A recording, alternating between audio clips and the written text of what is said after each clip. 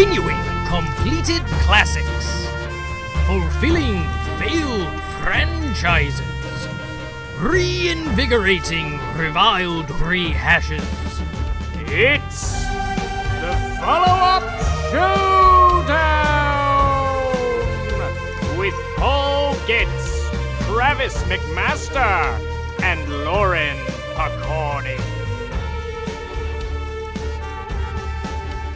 Hello, uppers and downers, and welcome to the follow-up Showdown 2 Nerds in Quarantine, where we still give worthy second chapters to stories that don't have them.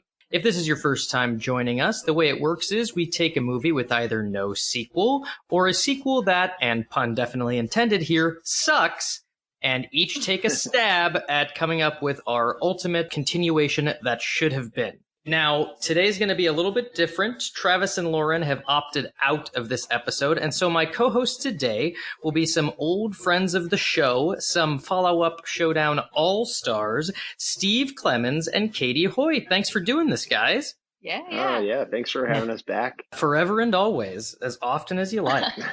The movie we are focusing on today is 2008's Lost Boys: The Tribe, the straight-to-DVD sequel to the 1987 cult classic, The Lost Boys. We will have also a guest judge later on, but I will get into that later. So, to start us out, why don't we talk about what our first experiences with the first one are? When did you guys first see The Lost Boys? For me, you could almost say that when I watched it for this was practically my first time seeing it, because I saw it years ago because I loved horror movies as a kid, so I would try to watch all of them. So I know I watched it when I was younger, but I really don't remember what my reaction was to it or how much I liked it or anything. So, but I feel like the thing I've always remembered about The Lost Boys is the cover, like that red, like kind of iconic cover of all of them looking super hip. Yeah, I definitely remember the cover way more than the movie, but I remember the movie. I mean, I don't remember watching it for the first time, but I do. Yeah, I remember kids fighting vampires and the rule. That's the first time I heard the rules of like you have to invite a vampire in was through Lost Boys. I mean, I know those rules existed prior to that movie, but that was my first recollection of that. And also the first time I ever saw a vampire bite someone on the head. Yeah, this was, I feel like they took their food to a different level with this. It's not just about sucking blood from the neck or whatever. It's about like eating people almost, at least the way it's depicted Chinese in the first food. one. They ordered Chinese food in it, which I really was like, oh, interesting. They eat real food. Yeah, I have so many things to say about that scene in particular. My one note that I wrote down here was just white rice, which they encourage him to eat it, and they even say like, how can however many billion Chinese people be wrong? And then it's just white rice. And I'm curious for you, Paul, were you way into this movie, or what was your history? No, not really. I feel like I saw it at some point as a kid. My first time really like sort of paying attention to it and feeling like I had absorbed it was a couple years ago. I remember having a really like ultra positive reaction to it back then. And I had a positive reaction again this time, but not as much. I guess watching things with a little bit more of a critical eye for this podcast in general. But. Yeah. I watched it similarly, and I remember liking it as a kid, but I also remember being like, is it good? And then when I watched it this time, I was looking for things that I thought could be like, hands down, that's a great thing. And there wasn't a ton, but one thing I particularly liked that I was like, that is great, is they use that sort of like POV Sam Raimi camera from like Evil Dead going through the woods, but it's from the sky where like people look up and see a horror like flying towards them, but you don't see, like other movies I feel like would have shown the vampires floating there. Yeah. And this movie just shows you you see the people react to it. And I think that's really good because when they're like running from the vampires towards the end, you don't know how close they are or like, and you just want them to get in that house. And I thought that was a really effective use of that Yeah. specific camera technique. I was like, oh man, I haven't seen that in a lot of other things. It's got good tension, I would say. Like, it is well executed for a time when, I'm sure visual effects weren't quite up to snuff enough for them to be able to do some of the stuff they wanted to do. They use a lot of camera tricks, and the makeup of the vampires I thought looked pretty cool too. Like, all that stuff I was impressed by. I agree with both points. I love those shots that are in the sky also, that aren't necessarily attack shots, but just show that they're flying in the clouds. That I was just sort of into that as a visual, and like, oh wow, that would be cool. That's like a vampire. Like, this is definitely a movie that spends a lot of time showing what's cool about being a vampire, and that would be cool. Yeah. Before we full speed ahead with this, I guess I need to do, what would normally be 2 Travis McMaster minutes. I don't know what they're going to be called this time. Paul Goats, Cliff Notes, that's not how you pronounce my name, although it's spelled like it would be. The O is silent. The more I try this, the more I realize Travis is actually pretty impressively good at it, even though I always give him He's crap. a master. Yeah. All right. Well, I'm going to give it a go, and then we'll see where we're at. And go. After a divorce, a mother, Lucy, moves from Phoenix, Arizona to Santa Carla, California with her boys, Michael and Sam. Michael follows a pretty girl into a group of what turn out to be vampires, who turn him into a half vampire by having him drink the master vampire's blood, and so he starts changing. Sam, meanwhile, befriends 2 brothers, the Frog Brothers, who work in a comic book shop, who teach him that Santa Carla is ripe with vampires. Sam figures out what's going on with Michael. Everybody sort of bands together to try to kill the head vampire so that Michael won't become a full vampire, which only happens after he makes his first kill. The girl Star, who Michael followed into the group, is also a half vampire, as is a little boy named Laddie. And so the plan is to kill the head vampire to save all of those people. They get together, they kill Kiefer Sutherland, who they believe is the half head vampire. His name's David. But it turns out he is not. The head vampire turns out to be a man named Max, who owns a video store and is dating Lucy, their mother. So they kill Max and everything is okay. Also, they live with their kooky grandpa, who ultimately kills Max because he knows the vampires are Santa Carla is full of them. The Lost Boys, the tribe, is about a ex-pro surfer and his sister who move somewhere. And when they get there, they go to another famous surfer's party. That surfer turns out to be the head vampire of a new crew of vampires. He takes a liking to the sister, basically claims ownership over her, and kind of hypnotizes her. Chris, the surfer's main character's plan to save her is to infiltrate the surfing group. He kind of does. It kind of works with the help of Edgar Frog, and ultimately they kill the head vampire, and everything's okay. Right? Is that everything? I was running out of time. But I feel like an important plot point is that you may have missed is that they're all 30-year-olds playing 17-year-olds. In the first one or in the the second tribe. one? In the No, in the tribe. in the tribe. I like at one point when the aunt, I know we don't want to get too far into this one yet, but when the aunt is like, how old is that girl? I saw a boy over here last night. And her brother's like, she's nearly 18. Yeah. So 17. Yeah. Yeah. I guess it is worth noting that they are living with their aunt as in an apartment that their aunt is the landlord to, but it's not really important to the plot. No. Yeah.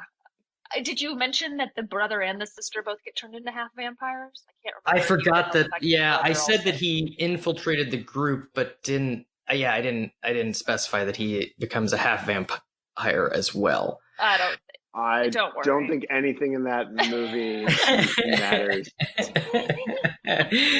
Okay, we'll get into the Lost Boys. I guess I'll just start with some writer's notes about it, and then we'll talk. Okay, well, actually, here's where I'll start. Which storyline were you guys more interested in, Michael's or Sam's? I mean, I would say as a kid, I was probably more interested in Sam's, but now this time around, Michael's is the whole movie, I feel like, to a degree. So if you're not into that, you're really not into the movie.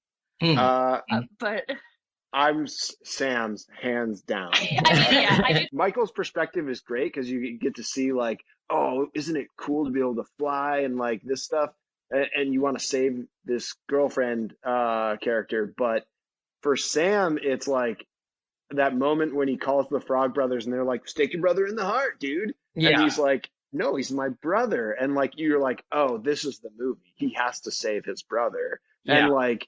And he's just like a 14-year-old kid against a gang of older. It's like if Stand By Me was just one kid and he had to fight Keith Sutherland's gang, and they were vampires also, which may have been how they pitched this movie. Well, I can tell you how it was pitched. The first-time writers of the screenplay, Jan Fisher and James Jeremias, pitched this as it was actually going to be a Goonie-type movie where all the main characters would be 5th and 6th graders. So, Whoa. And basically the way that they pitched it originally was the story of Peter Pan, but Peter Pan is a vampire. And that makes sense for the title then. Exactly. Which I can't believe I never really thought about. But in that original pitch, David was named Peter. All the names were the same. The mother was named Wendy. The boys were named John and Michael. The only one really... That's so odd that they made the mom Wendy. Why wouldn't it... When I was thinking about this, I was like, why isn't Michael a girl and named Wendy when I watched this movie? And then like Sam be Michael. Like, so you did see the Peter Pan parallels. I assumed because of Lost Boys. He mentioned it last night after we watched it because of the title. He was like, it's called The Lost Boys. Like, the Peter Pan angle is like really under-delivered on. Yeah. Well, so apparently how that happened is, so this movie was bought from these first-time and really overall one-time screenwriters.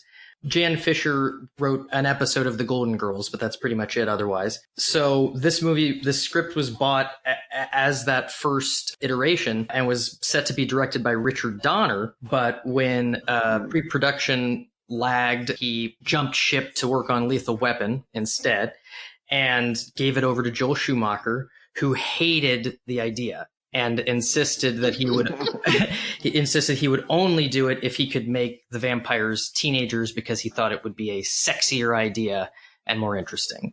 So he changed the names. He added the grandpa, and he brought on Jeffrey Boehm, who wrote Lethal Weapon 1 through 3, as well as Inner Space, Indiana Jones and the Last Crusade, and brought him on to sort of punch up the script and turn it into what it became. I think a reinterpretation of Peter Pan as vampires, and that's why they never grow up, is an awesome idea. And it's completely different from this movie, but I think it would be really cool to watch personally. And what I was going to say, actually, sort of the reason that I asked the Sam versus Michael question was that for me, especially this time around, I mean, there are things I like about the Michael section of the story, but the stuff that kept bringing me back and kept making me like the movie, because there was a lot of moments in it where I was like, well, that was kind of stupid. And that was done in a way that is sort of taking me out of it. I was always brought back by these moments of fun where perspective is kids fighting vampires. Like the dinner scene with Max where they're trying to prove he's a vampire. It's so much fun. And just like even lines of dialogue from the kids, that was the thing that consistently made me overall like the movie. Yeah. There are things to like about the Michael side, but I think it also carries with it the laughable stuff, the stuff that doesn't hold up as well. For sure. I completely agree with that. And Katie and I were talking about that to some extent, about how like that's the Michael stuff is like the truly dated stuff too. Yeah. And I think part of that is rooted in the fact that if they're trying to make that sexy and that part for teenagers, that's the stuff that 30 years later is always going to be laughable in any movie. The like pandering to teens 30 years ago is never going to age well. That's true, because the concept of what's cool is always changing. Okay, so my fun fact about the makeup is that the head of makeup, Greg Canham, had originally a much more elaborate design for the vampires, but Joel Schumacher said, I've hired these sexy young kids and I want them sexy. I don't want monsters. That's amazing. Yeah, and so that's what led to the look of the vampires. He was very insistent on the sexiness. He said, he's quoted as saying, "Vampires are hot. They're the only erotic monsters. Frankenstein is not hot." I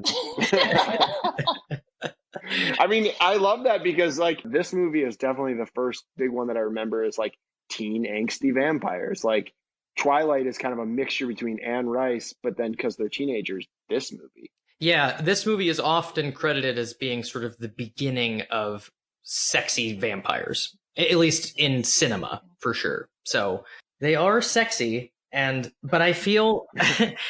I'll take your word. Yeah. Alex Winter appreciates that. Okay, no, that's not what... I guess I didn't mean that all the vampires are successfully sexy. I guess I just mean that it is notable that side of the story is full of sexiness. Like it's almost like the cautionary tale in some ways too. Like that was the only thematic thing I could even really desperately try and draw out of the movie. Like I was like, is there anything thematic here? Maybe that. Yeah, it's just what is the metaphor for? Yeah.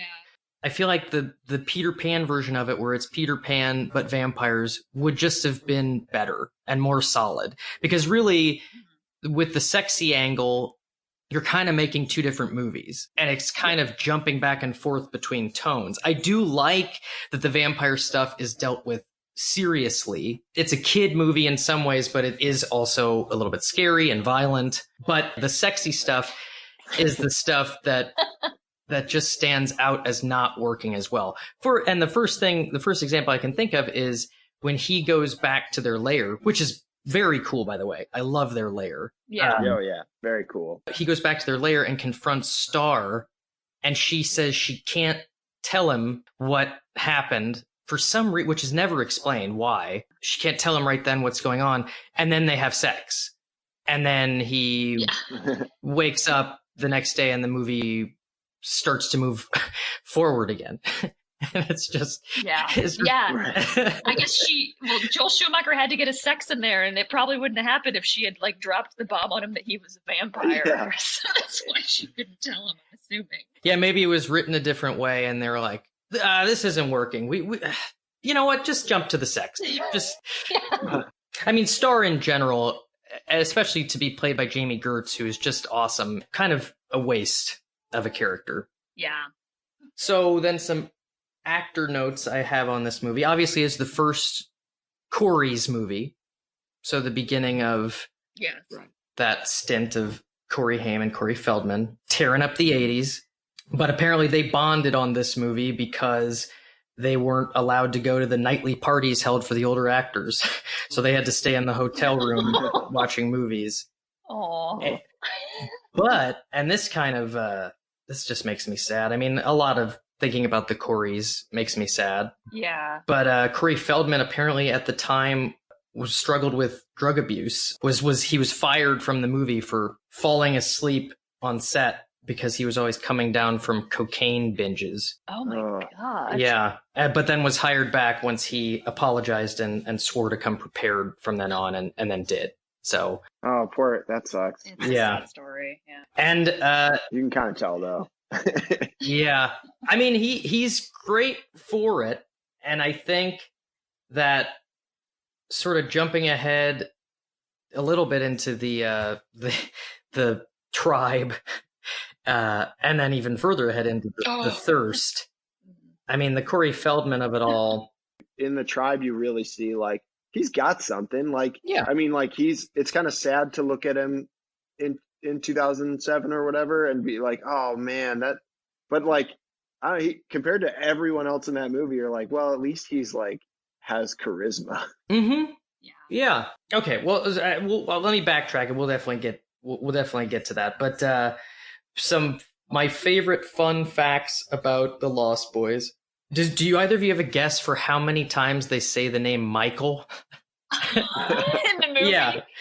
Michael. Come on, Michael. Oh yeah, God, Kiefer Sutherland says that so much. I mean, maybe like 185. Oh my God. Maybe that's. I was gonna guess like 60. Okay, so splitting the difference between those guesses, it's 118, which is a lot. And I mean, like, as much as they say it, and as much as I've noticed that every time I've watched it, I still wouldn't have thought it was that much. It's so many times. It's more than once a minute. Yeah. That's true. It's a 97-minute It's movie. basically every 45. Yeah. It's like every 45 seconds. And I guess it added something. I mean, it made it a little bit hypnotic. The way they spoke to him. But I wonder if they must. Job must say it more than that in Arrested Development, right? Oh, but not 80 per episodes of that show. Yeah. Yeah, the minute to Michael ratio is probably less in Yeah, that than it is in The Lost Boys. Yeah. The tear running down Kiefer Sutherland's face after he gets burned by the sun. Do you guys remember this moment? Mm-hmm. Yes. It was actually caused by his contact lenses, which were stinging him terribly.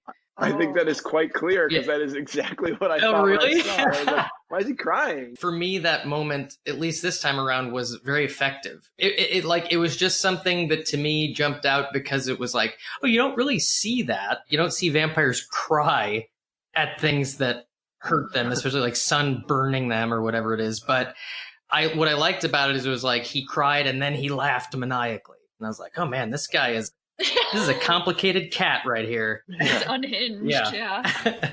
The movie was filmed in only 3 weeks. Whoa. Wow. Pretty impressive. That's incredible. Yeah. A week of that must be helicopter I think a day shots. of that must be helicopter shots because some of them were so unsteady and shaky. We were like, Jesus. Like, it was obvious, I feel like, that they just had like one day of getting that stuff. Like, yeah, the opening of the car driving to the house is like, it feels like it was filmed on a boat. Just thinking about those opening shots where they're flying down at people and attacking them. The second sequence of that they show, which is the couple in the car that they were harassing on the carousel. Mm-hmm. Yeah. First of all, I thought that scene was out of place. It was like, you might as well have put that right next to the security guard because it's like 10 minutes later and it's like, oh, they're still after this couple? Like, why do they hate this couple so much? I honestly didn't realize they were the same people. I saw that like blonde streak in his hair, and I was like, I guess that's just like the style in this town. Yeah. There were so many moments watching this movie where I was like, is that really what people looked like in the late 80s? Like, it just seems so over the top to me. But maybe there was a scene like that. I don't know. It does help in terms of making the vampires look iconic. Which is good, which is nice, because it's like you definitely remember what that crew of vampires looks like. But I also have to comment on how awesome I thought Sam's clothes were throughout the movie, which I did not remember. He had such funky, colorful style. Yeah. He even had like a bathrobe. Yeah. Yeah, he's a fun character with a lot of character just to the way he lives his life. Everyone is, like Grandpa too. Yeah. And even the mom is like, like a hippie mom, which is fun. She's like playing the same mom she did in Edward Scissorhands, just like the sweetest person on the planet. I think that's all she plays. Like, cause no, not Bullets Over Broadway. She's like a diva. Right, yeah. She's great. She's good in everything. Yeah, phenomenal actress. And I mean, she elevates that like her character. I thought in particular, as scripted, could have just been a forgettable mom, just like a placeholder mom. Yeah. But because she's so wonderful, and in general, I think that what this movie has still, despite any of its flaws, is just this stacked, amazing cast. And Diane Wiest is a particular example, but Corey Haim is so charming. I feel like every line he says is believable and fun and elevates the movie. But probably my favorite was, "What did you do to my dog, you asshole?" Yeah. After the dog attacks the brother. But it does have some fun that stands the test of time, I think. Yeah. Yeah, and you are right that like I remembered a lot of this movie in retrospect, and it was all the fun stuff. But everything I didn't remember, I was like, kind of bored by, or kind of like, well, that's a little silly. Which is pretty formulaic, really, too. I mean, I don't think anything really happens much in the Michael storyline that is that engaging overall. Like, it's just kind of like, I mean, his whole storyline is have sex, watch the vampires do crazy things. Yeah, I mean, with the stuff that I like in his storyline is when he's back in the fun family setting where it's like he's sleeping all day Yeah. And they're watching him go through Yeah. changes, and he's interacting with Sam and that kind of stuff. It's like, what I find so fun is the making it a family comedy in a way, but about vampires. Yeah. I think there's one thing that stands out with Michael that I think is like actually really awesome personally, which is the train Oh yeah, track where they're scene, holding on. which again is like, but that I thought was really cool. And I wanted to ask you, Paul, if would you have let go or? Okay, I wrote down during that scene, because I understand, and one thing that stood out to me this time around is he follows Star into their group, basically, because she's so beautiful, he's so captivated by her. So that's the motivation to get him there. I also really like his style when they're doing the motorcycle race and they stop right at the edge of the cliff and he runs right up to him and punches Kiefer Sutherland in the face. Like, I just like his style. Like, I feel like, okay, I'm with this character. I'm, he likes the girl. He's followed into this weird situation. But then right after that, he kind of just stops caring about her and starts being taken by this group and how cool they are and wanting to be a part of it. Yeah. And so when it sort of escalates and builds to that point where they're all hanging on the bottom of the bridge and the train's going by and then all the vampires are letting go one by one. And then he's the only one left. And it's just, he's stuck basically. And really, to answer your question, Steve, if I had gotten into that situation, I don't think I would have a choice, because I don't think of myself as even as strong looking as Jason Patric in that movie. So You would have let go before the train even got there. You were like, oh man, this is tough. I wouldn't have climbed down. I wouldn't have done a lot of things that he does. Yeah. But I did write down that when he's left hanging there and realizes that he's gonna die, basically, I wrote down that he must be thinking, fuck, I suck. Stupid Michael. If we're getting ready to segue into the next one, it is the type of movie that I feel like it's not a great movie, I don't think. No. Like, it's a good movie, but there's nothing spectacular about it. So it's really fascinating to me just how bad I found the next one to be. It made me like the other one more, which I liked the other one. I was like, this is fine. This is fun. Yeah. Without this, we probably wouldn't have Buffy the Vampire Slayer. Right. And then you watch the sequel and you're like, did you guys not watch 140 episodes of Buffy the Vampire Slayer that could have given you like a beat sheet of how exactly to make this movie? Because it's been done 1 million times at this point. My transition into the second one was going to be comparing Edgar Frog, the adult, to Edgar Frog, the child.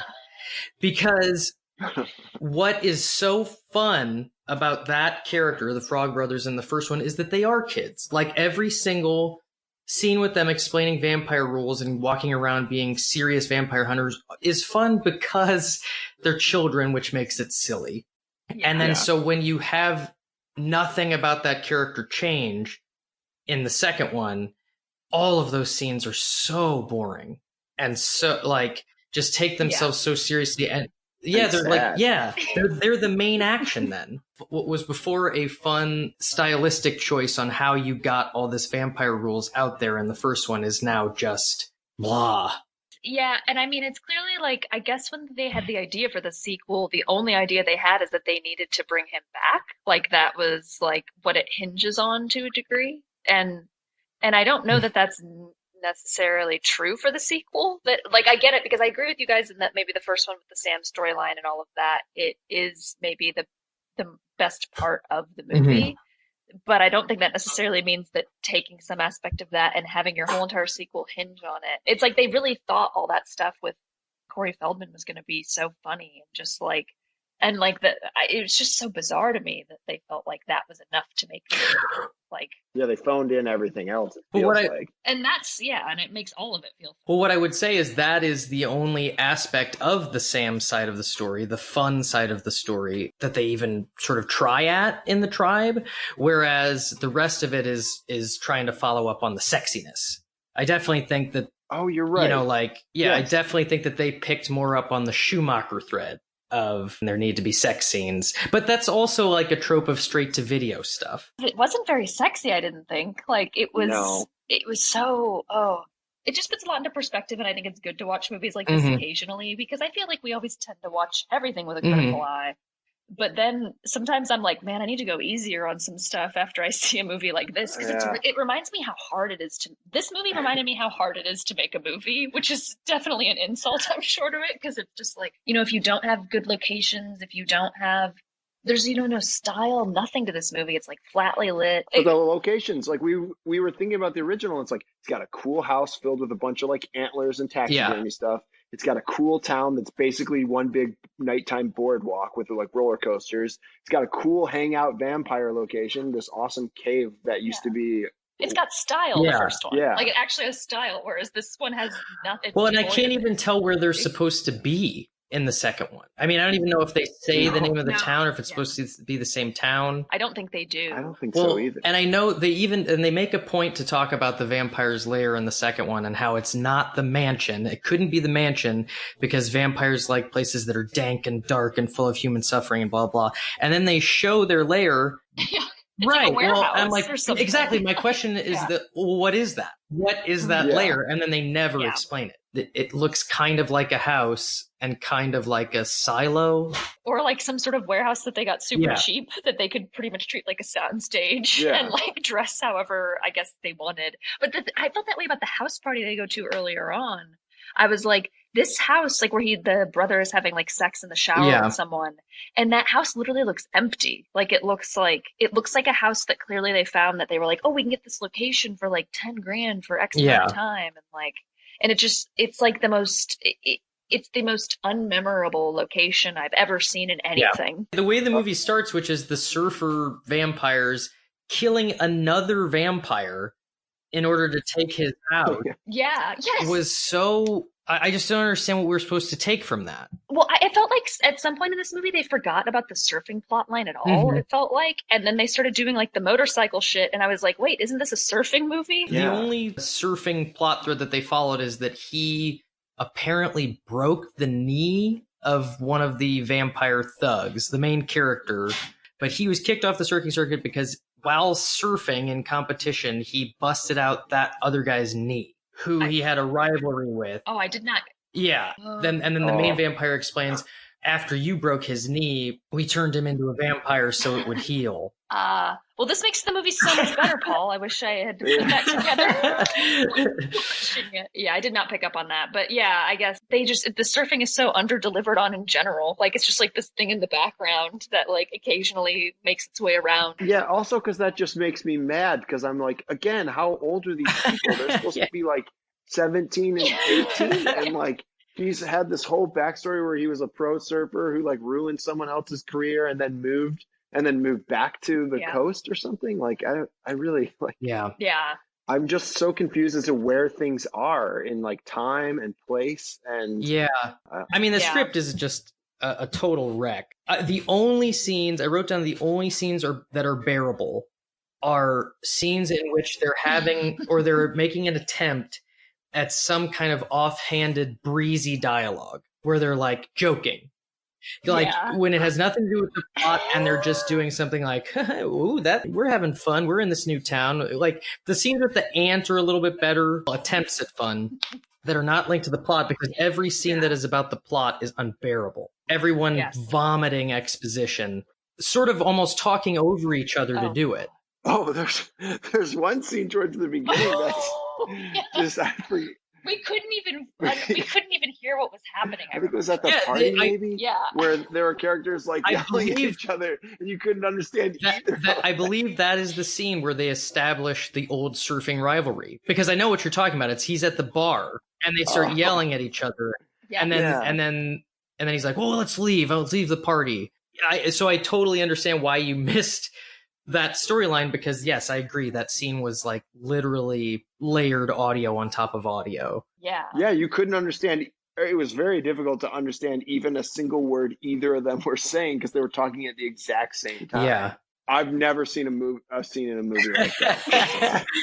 Well, you got to give it that credit. It's the first time I've ever seen that. Yeah, that's true. Okay, so then let me give you some background on this movie because this is pretty fun. Oh man, the whole time we were watching it, we could not wait for the facts you would find on this movie. So we're really on the edge of our seats. We got. So this movie was written by Hans Rodionoff,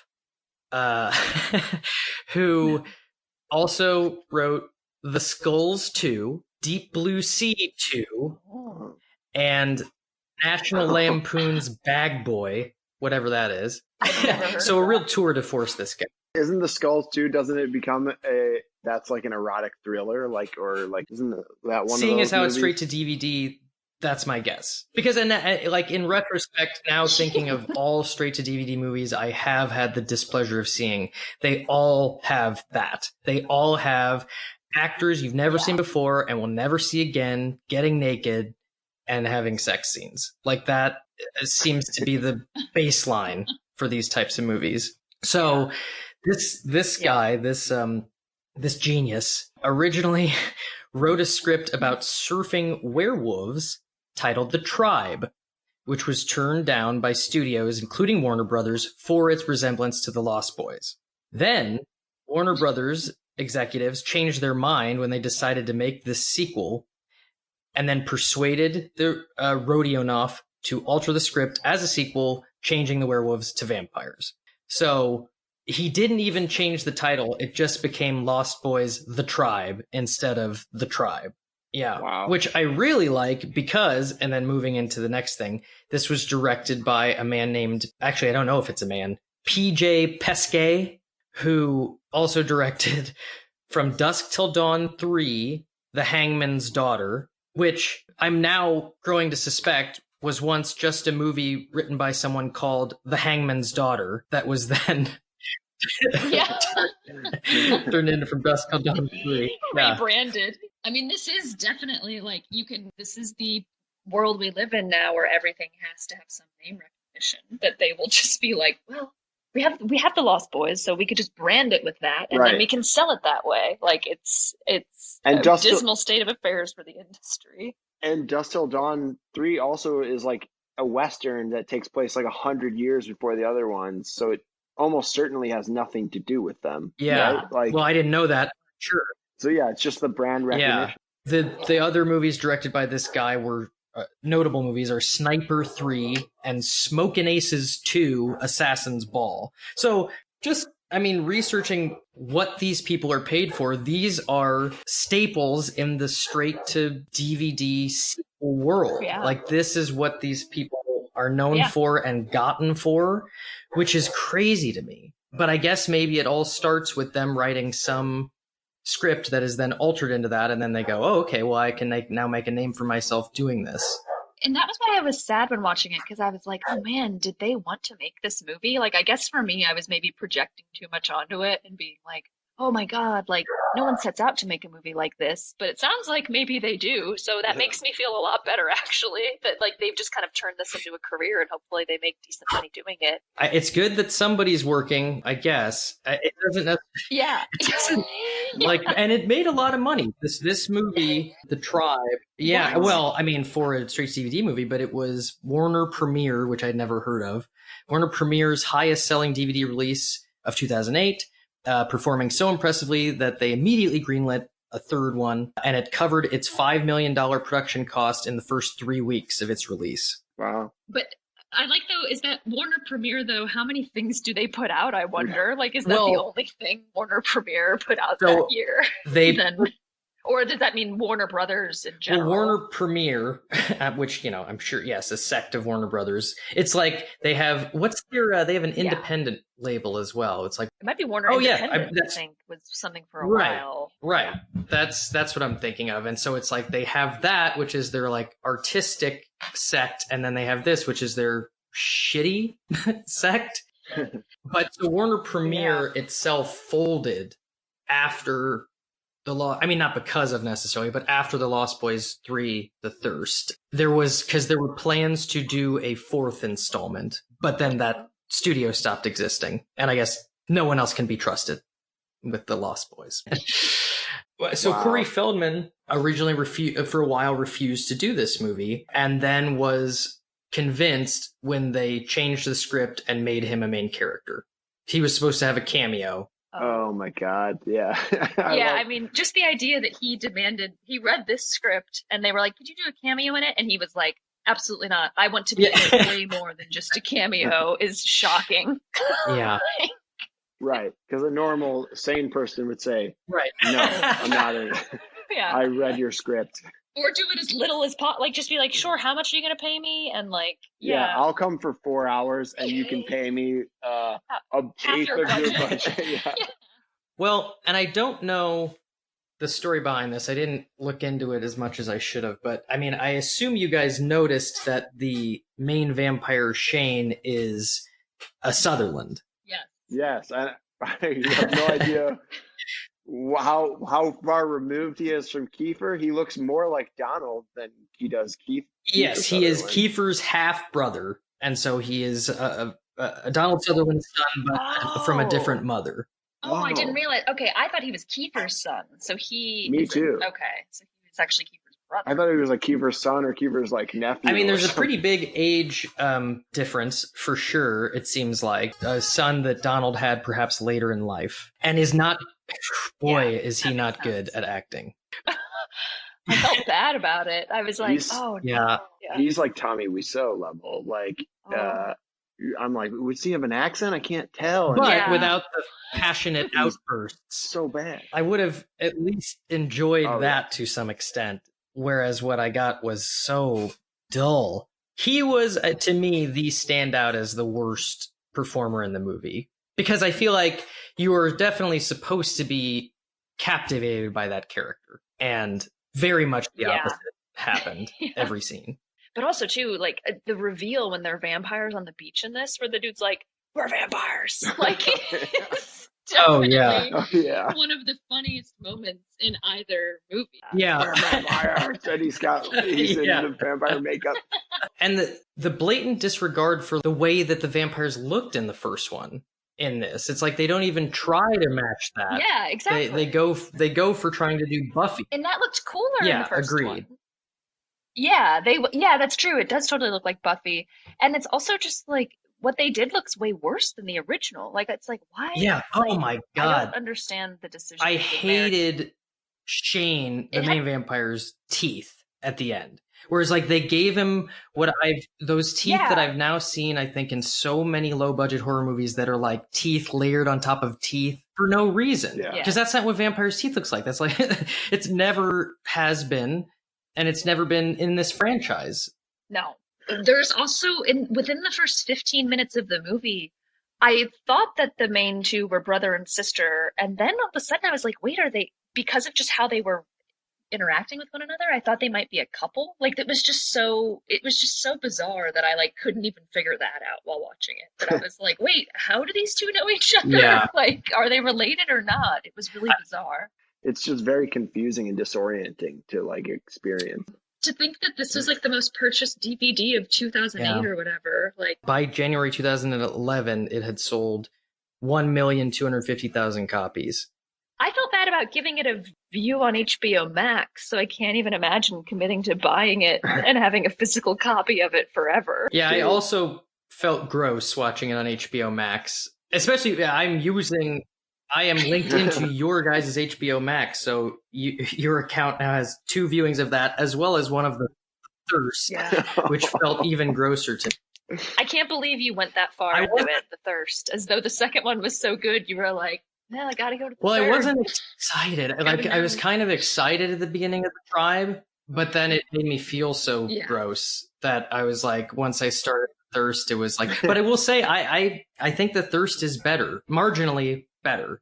But I don't recommend it. Yeah, don't watch it, but Yeah. it is marginally better. Okay, so before I move into the next segment, I do want to ask before we jump off of the Tribe, were there any moments or things that you liked about it? When he said, "We're vampires." Seriously, I think that's the only thing we liked because we laughed so hard. Oh, you know what? I even though it made no sense, I do appreciate that a vampire who was staked and is about, in theory, going to die, grabs another vampire and tries to stake them with the stake Yeah. in their own chest. I thought Yeah, that was and kinda cool. I also like that that's sort of that was a payoff for something they said in both the first one and the second one, which is that they all die in different ways, but they'll all try to take you with them. And that was really the only time you ever saw that. Oh, that's true. But what I would say, I didn't necessarily think the execution was all that great, but I liked the concept that they explored in this one of the vampire underlings constantly killing each other, or like stabbing each other in the guts for fun, and then like putting it on tape. Yeah. Like, it could have been done a lot better, but I thought it was a fun build on vampire fun. I hated that. I mean, again, execution-wise, it should have been better. I just thought concept-wise, at least it was something, because I felt like there were some things I have to give Lost Boys, the first one, credit for adding to the vampire genre, whereas this one added nothing except for maybe that concept. I will say videoing they're like skiers / surfers, and videoing yourself getting hurt is like pretty common thing. Like usually it's like stunts, but like these are kind of vampire equivalent of that, which I will say is like probably the one thing in the movie that is an updated version of the original. Like these are vampires from the late 80s, and it's like, well, these are clearly vampires rooted in the late aughts. The only other thing I wrote down is something that I quote unquote liked, or at least that just sort of got me, because at a certain point I was like not expecting anything from this movie.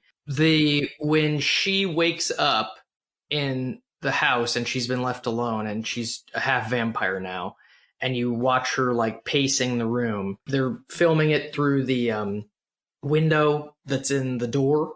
So you see her leave frame, and then you're expecting her to come back into frame. And then when you see her, she comes back really fast on the unexpected side of the frame. Mm-hmm. Yeah. So anyways, that was just a moment that like, not an important moment in the movie at all. Just was like, oh, a good idea. Look at that.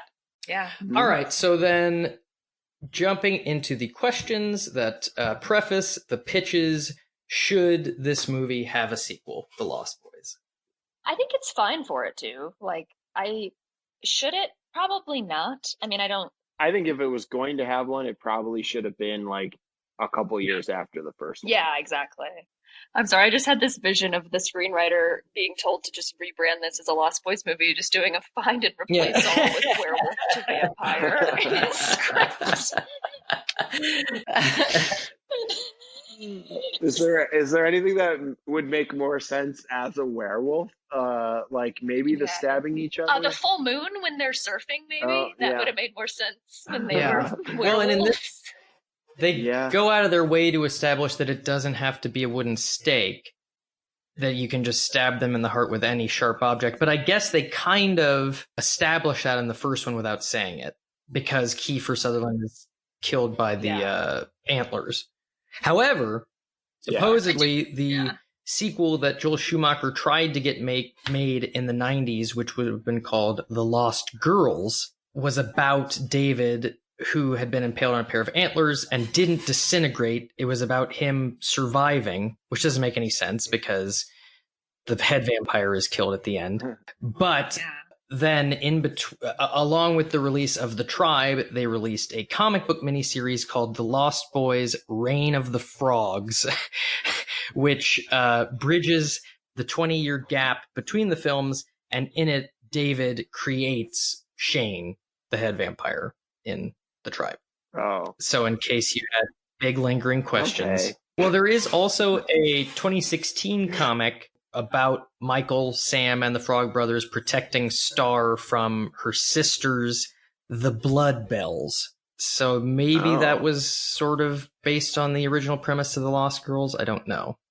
Yeah, all those lackluster concepts being established, I agree that there should not be a sequel. Also because the fun of the first one is sort of in its simplicity. And the fact that at the end, the head vampire turns out to be the mom's new boyfriend and they destroy him. Like, that's it.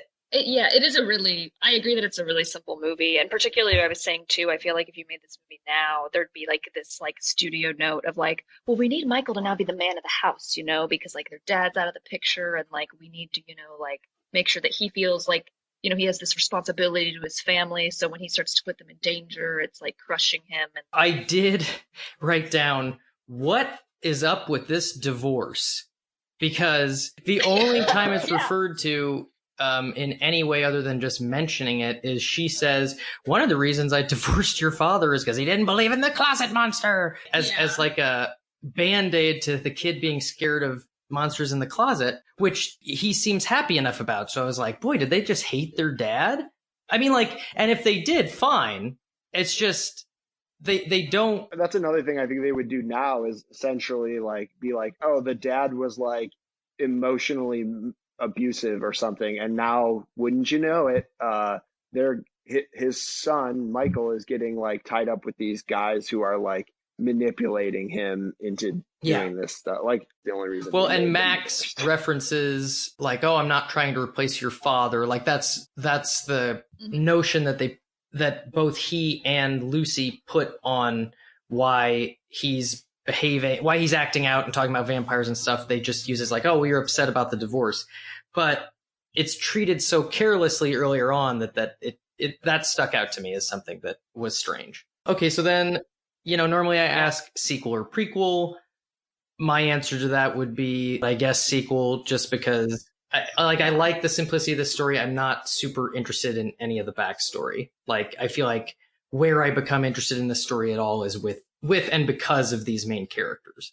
I mean, I think there's the argument that, you could do a prequel as easy as a sequel if it's just about the vampires, some other story in that town, I suppose, or something.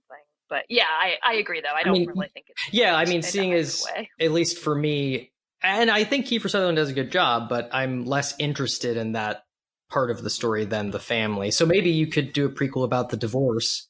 Yeah. Where it's just, we joked about that last night, where you just finally get the backstory. Just Emerson versus Emerson.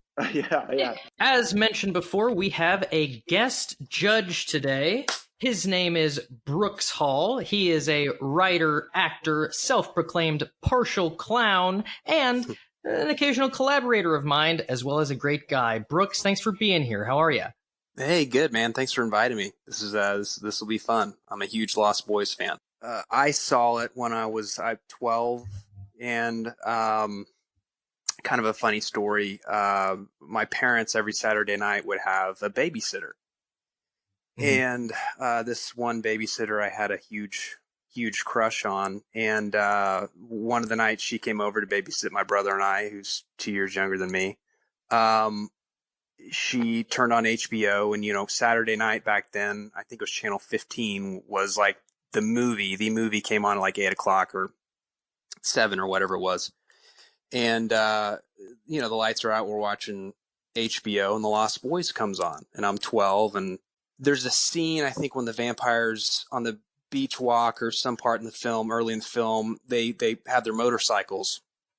And then it's, later in the film, as well, but I think it was like mid to later in the film, they're on their motorcycles, and outside my street, I hear motorcycles going down my street, and I literally shat my pants. Like it was the scariest for a 12-year-old.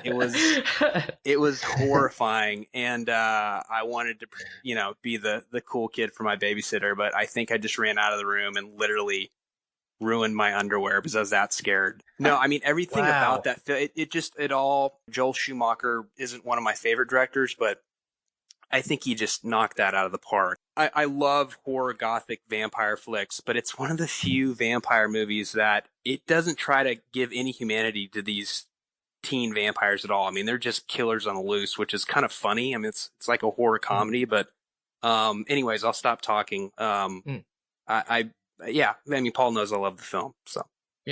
Yeah. Well, you should be thankful that you did not watch the straight-to-DVD sequel, The Tribe. It's horrible. Yeah, I haven't seen it. Based on your babysitter story, I can relate specifically to how scary that must have been, because in the movie, they make such a great use of the motorcycles themselves as a horror image. Like the motorcycles are outside of the house, the lights are shining, the sound of the motorcycles. It's an unseen horror that, that they use a couple times very effectively. So I think we can relate to 12-year-old Brooks there at least a little bit. Thank you. Helping my ego out a little bit. Yeah. So being a Lost Boys aficionado, I hope you like what we've got to offer here. Do you guys want to go first? Do you want me to go first? I think we'll go first if you want. I think you liked it the most of all of us, Brooks, so I gotta say I'm a little nervous to pitch to you, but hopefully. My turn. Okay, so we're gonna save the reveal for our title for the end of our pitch. As am I. Oh, yeah. Yes. Okay, yeah. So essentially, I'll kind of like do the wind up here, and Steve's going to kind of really get into pitching the actual play-by-play of the story. But I think the thing that stood out to us while we were watching The Lost Boys is how vampire stories have traditionally kind of been timeless. Like we even just watched Interview with the Vampire last weekend, and that movie feels like it could have been made like 2 years ago, not really, like with the exception of maybe him like recording on, a tape for his interview. Like it's like, it's got this like quality where it feels like it is timeless, as most vampires movies do. But this one actually feels like firmly planted in its release time frame of 1987. Like it's like, whoa, this is like a vampire story that very much takes place in that time. Right. So the idea in the first one that like what seduces the youth is like arcades and video stores and boardwalks needs to be updated for a millennium audience. So naturally, our sequel is going to take place in a fictional Silicon Valley with a social media backdrop. Nice. And to kind of like set the stage for it, Michael is now a dad and his daughter sucks. We put in all caps. And like to personify this, like we said, think of any of the kids from Euphoria, if you happen to have seen that show. It's one look at her and anyone over the age of 30 starts to stress out. So it's like that's the style he has. And so in the same way that Lost Boys was kind of told from both the perspective of Ann Michael and Sam, his brother, this film we want to be told from the perspective of Michael and his daughter, who we're also going to name Euphoria, just so you never forget that is what you should be thinking of. Yeah, it's just shorthand for what you should be picturing in your head. I assume I assume she is Michael and Starr's daughter, correct? We did not actually specify her mom, No, but we'll tell you why right now. So Steve will get it. So Euphoria is a college freshman who has recently lost her mother. And Michael starts to notice that his daughter is withdrawing from life. She was once a lively, outgoing person, but as she starts her freshman year of college, things have started to change. She's become moody and hates spending time with her dad or at home. And he's worried that more than just her grief, she's falling in with a bad influence, a bad crowd. Meanwhile, Sam, her uncle, in this movie is like part Frog Brothers, part grandpa equivalent in this movie. And he insists to Michael that it must be vampires. And by the way, he lives in their garage unit off their house. And he's kind of a loser. The vampires in the first movie kind of traumatized him a little bit. But yeah, he insists it must be vampires, but Michael's like, no way, it's just she's grieving. So Euphoria, she wants to escape what she sees as her dull life. She knows life now, recently, especially because of her mother, she knows life is fleeting and she wants to live. So she's just starting college in the Bay Area, and she's questioning, is this really what she wants? It's a small school not far from where she grew up, where she still lives with her dad. We'll call it Santa Carla University. And yes, it's both it's on the beach and in Silicon Valley. The murder capital of the world. And it's the murder capital of the world. So it doesn't really make a ton of sense, but since it's fictional Santa Carla, it works for us. She goes to school where everyone there is just resigned to one simple fact. I'm probably just going to work in Silicon Valley. So it feels like she's surrounded by people who are just on this this straight track, like they're the Walking Dead all around her, until someone new comes along and offers her a chance to really live. The mysterious new friend at her school, he can't give her a meaningful life. That's an illusion. But what he can give her is time to find it. There's no pressure. There's no more rush. There's no more feeling like you're trapped. You have all the time in the world to figure out what you want and whatever you want to do until then. So naturally, she becomes an online influencer. She starts, because she has all the time in the world, she starts just kind of, and she's in that transition place in youthful of her youth, that she just starts wasting her time on like online, posting and liking and retweeting. She gets somewhat of a following, but she builds nothing. Her soul is wasting away, like a diet consisting solely of junk food. She feels good at the moment, but terrible overall. And this is what this is what Michael is picking up on. She's failing in school, but at least her social media empire is thriving, which means basically nothing. So this is sort of building to this point where this new guy who's kind of cool in her, who's seducing her with their fun lifestyle of just not giving a fuck. He takes her to the Golden Gate Bridge and basically says, "Hey, yeah, we're gonna have a cool night. We're gonna take some cool pictures, and you're gonna get some posts." And but when she gets there, what she sees is that he and his friends aren't just hanging out and posing for some cool photos on the Golden Gate Bridge. They're jumping off of it, echoing the scene from the first movie. And she's horrified until she realizes they don't fall. They're flying.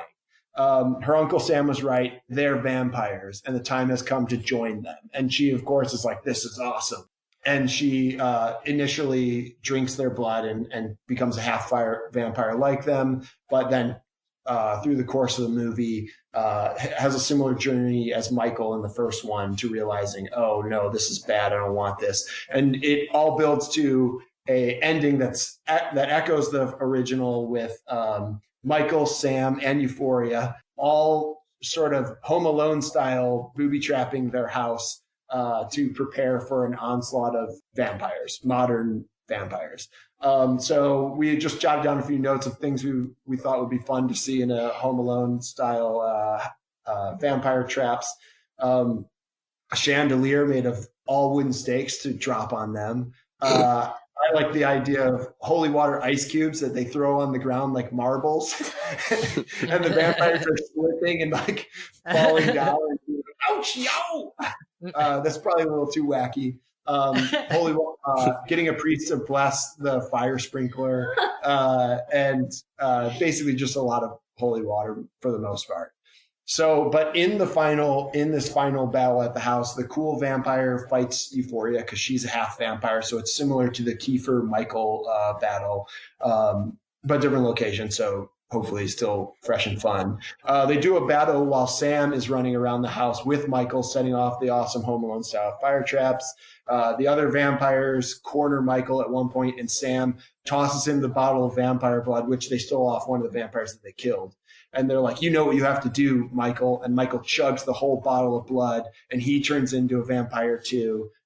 So it's back to, and he's basically like, I've done this before. And he has to fight two vampires against one. And it's intercut with Euphoria fighting the leader. So it's a lot of hissing and flying around and smashing each other into things. Michael beats his two vampires. Euphoria beats the main vampire that seduced her in the beginning. But then they reveal the big bad guy who is the head of a Silicon Valley company that like was at their school in the beginning, actively trying to recruit kids, like specifically Euphoria, to come work as a programmer for his company. We'll call him Jack Dorsey. And Michael says he didn't invite him in, and then he says something cheesy like, "It's in your user agreement." Hiss.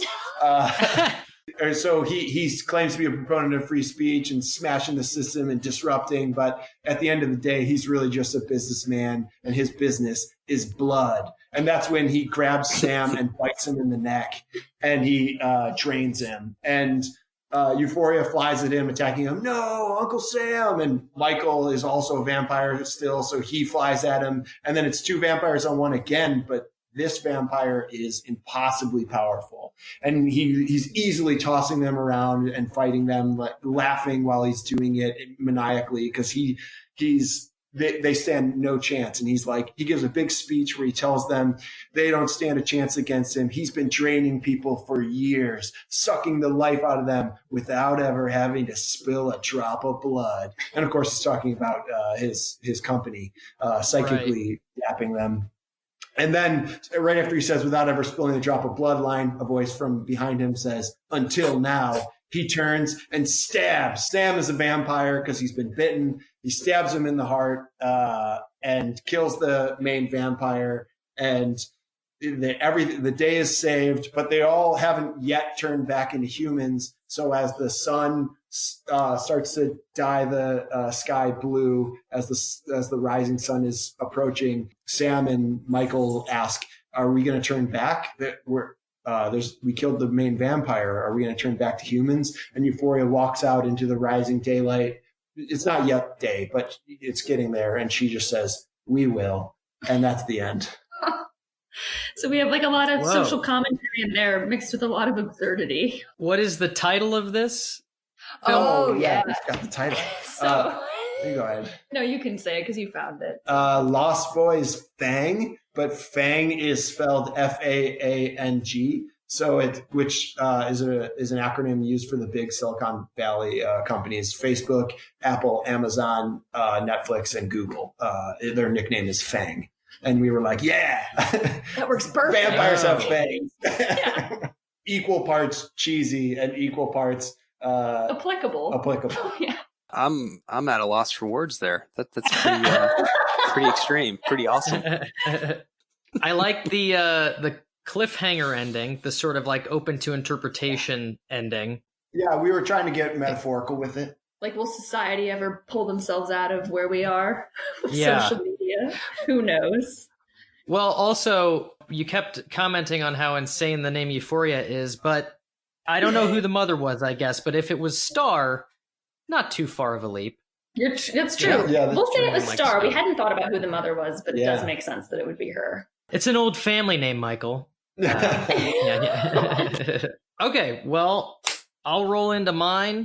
You think you really know what's happening around here, don't you? Well, I'll tell you something.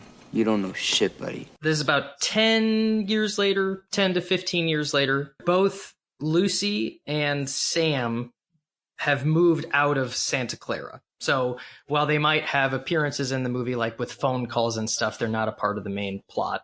And Grandpa has died.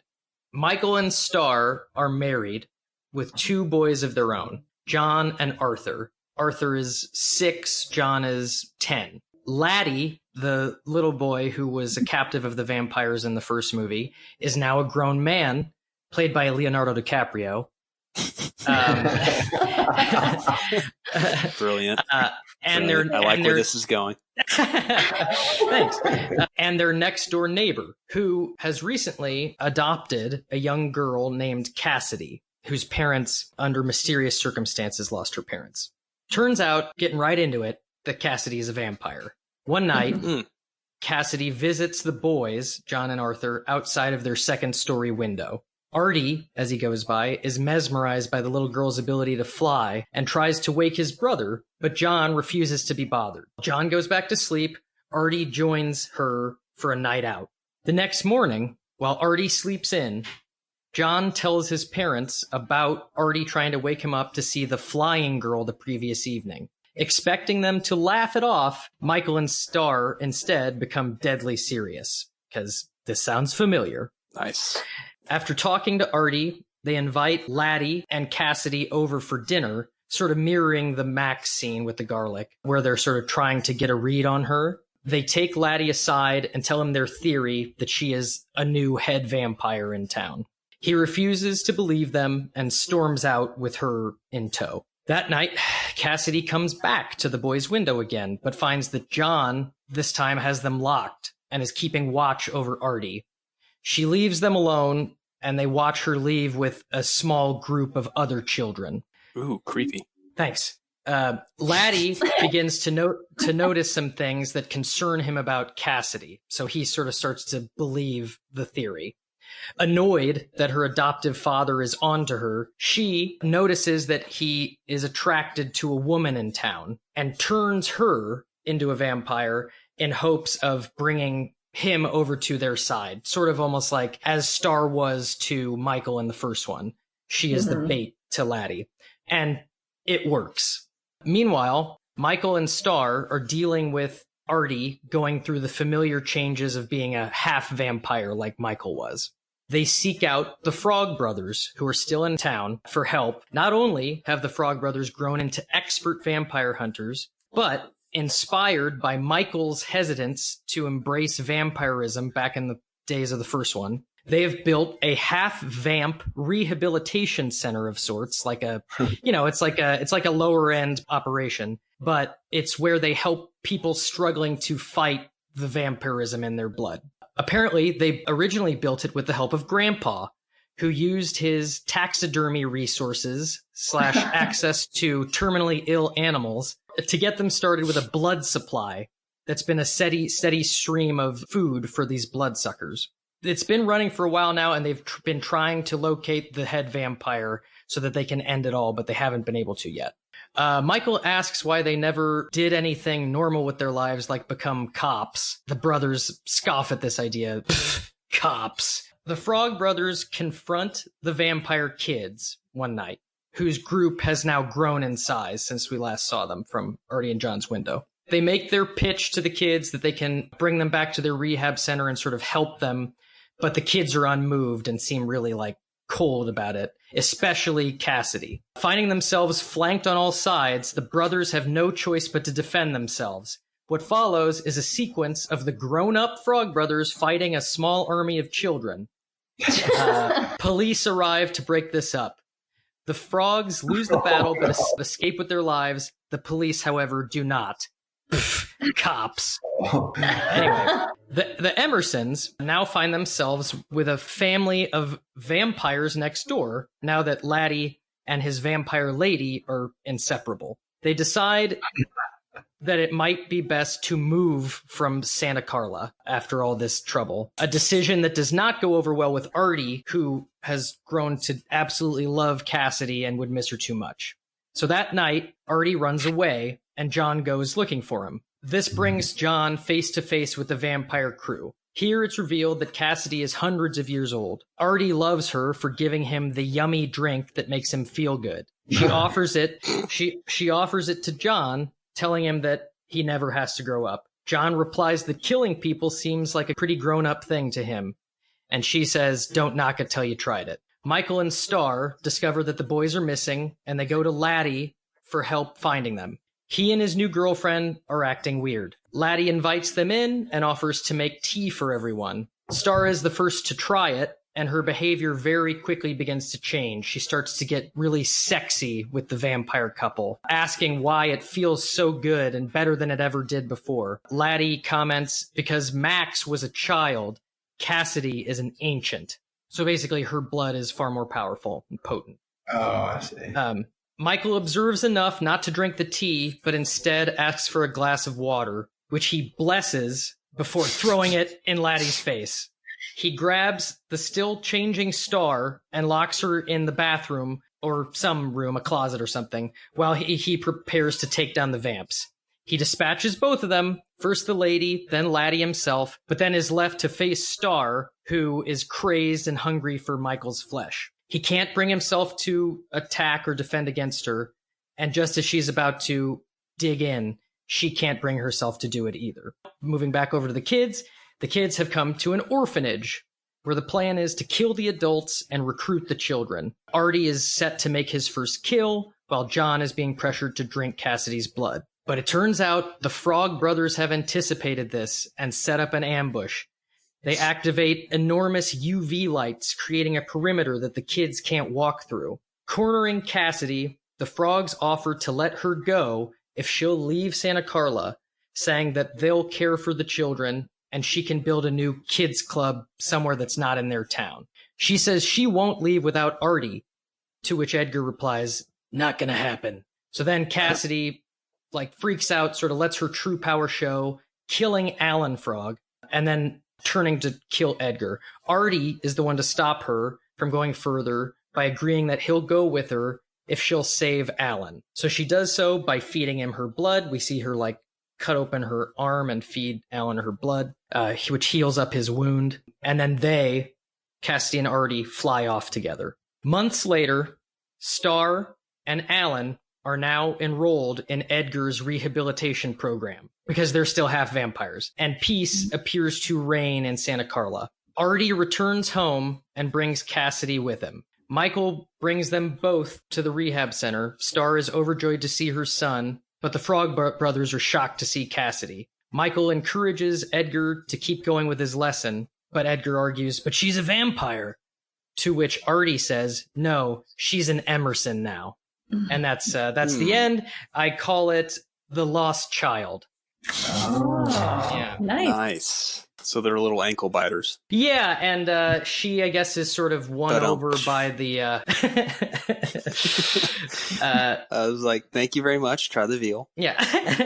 I like that your pitch really shits on cops and ours really shits on tech. Those are the two things that are destroying the world right now. Yeah.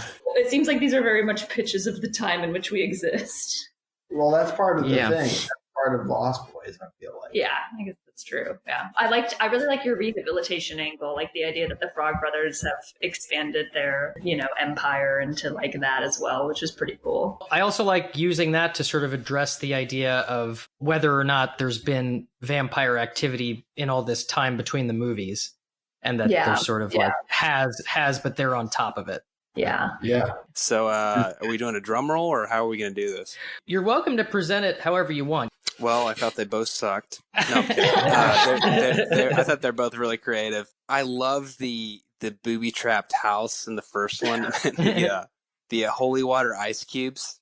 And I also love the chandelier with the stakes on top of them. That's a very, very nice touch. I would have liked maybe a little bit more fire, just to have some fire in there. Oh, right. Yeah. I did note down, but did not say it. Ice sword, and then I was like, "Wait, why do you need a holy water ice sword?" And I was like, "You could just use a stake." Honestly, they're both a tie. I mean, I hate to be that person, but it's like one's more of an adult story, one's more of a kid's story. I mean, unless are there ties or no? No, I've got to pick one. No, right? we've had some ties. Yeah. All right, I'm going to break somebody's heart. I'm going with Paul's. I'm going with Paul's. Oh, that's fine. Good night, bloodsucker. Paul did a good job. I like Paul's a lot. Yeah. I think Paul's does a good job too of really being a continuation of the first one, whereas ours takes some bigger leaps. Yeah. Well, yeah. I will say, like the Fang one was. I was actually laughing really hard, so it was like definitely more of a comedy. Paul's the kids at the window. I mean, dude, that's creepy. Your imagination's like, I don't want to go in it. Like, I really don't want to go in your imagination. So it's awesome. I love it. Bravo. Well, thank you. Paul, it's interesting because to some extent you went the Dr. Sleep angle where you made the kid and the adult and then brought in a new kid and then delivered on some of the original intention of the original script. So who would direct both your films? If you had to pick and direct, Paul, who would direct your film? Oh, boy, that's interesting. Yeah, I mean, in just trying to think of who has the sort of right kind of sensibility outside of Joel Schumacher is tough. I mean, like, my first thought was maybe Robert Zemeckis because there's so much kid stuff in it that sort of fun angle could work out. Be a good one. So I'll go with that. For ours, I think Katie really thinks it'd be fun to have Mick G direct it. It sounds like it's in that world. I don't know if that would be my go-to. I wouldn't actually want to go to Mick G.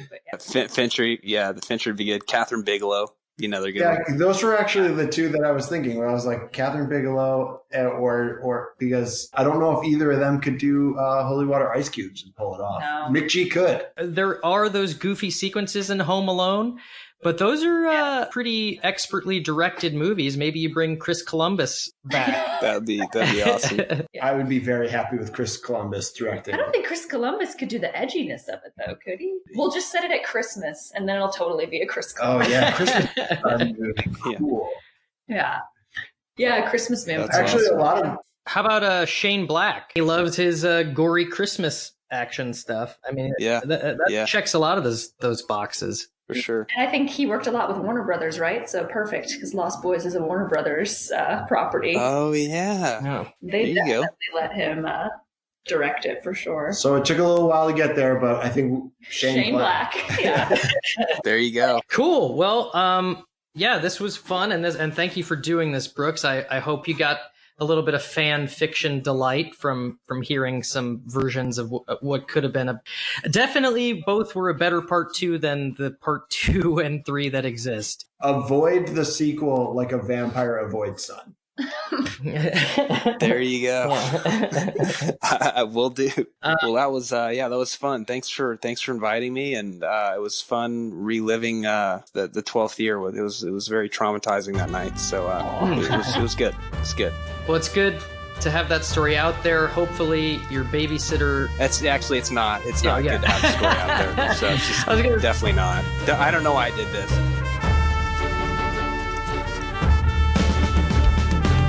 On the next follow-up showdown. The movie we were talking about today is the 2003 disaster piece, The Room. My guests, Erin Marie Hogan and Nick Gardner. It's a combination of passion and drive and complete lack of talent. Awful in a person, but fabulous about Tommy Wiseau.